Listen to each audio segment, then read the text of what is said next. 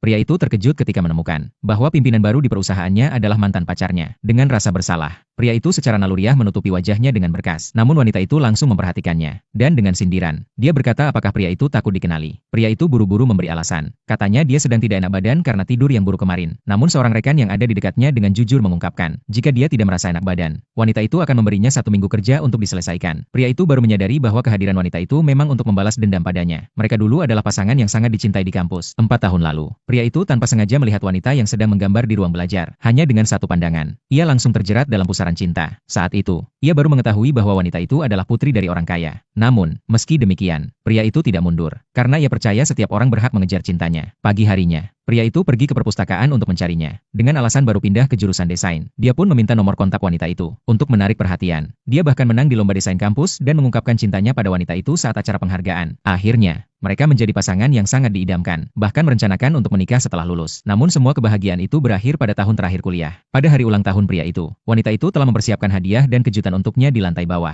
Dia bahkan mengusulkan untuk melamarnya. Namun pria itu dengan tegas menolak bunga yang diberikan. Ia berkata bahwa dirinya sudah merasa bosan dan ingin putus. Setelah mengatakan itu, dia pergi begitu saja meninggalkan wanita itu. Kehadiran wanita itu sekarang jelas untuk membalas dendam. Saat waktu pulang kerja tiba, pria itu dengan cepat menyelesaikan laporan berkat jaringan yang dimilikinya. Namun saat dia masuk ke kantor dan melihat wanita itu, perasaannya masih terguncang. Seolah-olah dia masih melihat gadis yang cantik dari 4 tahun lalu. Hingga wanita itu batuk kecil dan pria itu baru tersadar. Dengan canggung, dia menyerahkan laporannya. Saat itu rekan-rekan mereka terlalu asyik mengobrol sampai pintu yang sedikit terbuka lebih lebar. Dan suasana menjadi lebih canggung lagi. Melihat betapa cepatnya pria itu bekerja, wanita itu langsung memberinya 3 proyek untuk diselesaikan malam itu. Semua orang bisa melihat bahwa ini hanya taktik untuk menyusahkan pria itu. Namun, demi membayar biaya pengobatan saudara perempuannya dan menjaga keponakannya, pria itu tidak bisa mundur. Dia pun menerima pekerjaan yang diberikan wanita itu. Wanita itu tanpa sengaja melihat gelang yang masih dipakai pria itu, yang dulu dia berikan. Saat pria itu kembali ke meja kerjanya, rekan-rekannya segera bertanya tentang hubungan mereka dengan pimpinan baru. Pria itu hanya bisa mengatakan yang sebenarnya. Rekan-rekannya pun akhirnya mengerti mengapa wanita itu begitu membenci pria itu. Saat itu, wanita itu datang mendekat dan mengatakan bahwa 3 proyek yang dia beri tidak perlu dikerjakan terburu-buru. Dia mengundang pria itu untuk makan bersama. Wanita itu ingin tahu mengapa pria itu masih memakai gelang pemberiannya. Namun pria itu langsung menolaknya dengan alasan bahwa ia harus menjemput anaknya dari sekolah. Pria itu dengan cepat pergi tanpa memperhatikan ekspresi wanita yang terkejut. Saat tiba di pintu sekolah, pria itu menyapa seorang gadis kecil. Namun gadis ini bukanlah anaknya, melainkan keponakannya. Alasan ia menolak makan bersama wanita itu adalah karena ia ingin wanita itu berhenti mengejarnya. Ketika pria itu memeluk keponakannya dan bersiap untuk pergi, dia melihat wanita itu menunggu di jalan. Pria itu akhirnya menyapa wanita itu, menanyakan apakah dia juga datang menjemput anaknya. Wanita itu langsung menjawab bahwa dia tidak punya anak, hanya ingin melihat sekolah lama mereka. Dia kemudian bertanya nama gadis itu. Setelah mengetahui bahwa gadis itu dan pria itu memiliki nama belakang yang sama, harapannya pun langsung sirna. Pria itu buru-buru mencari alasan untuk pergi. Namun keponakannya menarik wanita itu dan dengan penuh semangat memberitahu wanita itu bahwa ponsel pria itu penuh dengan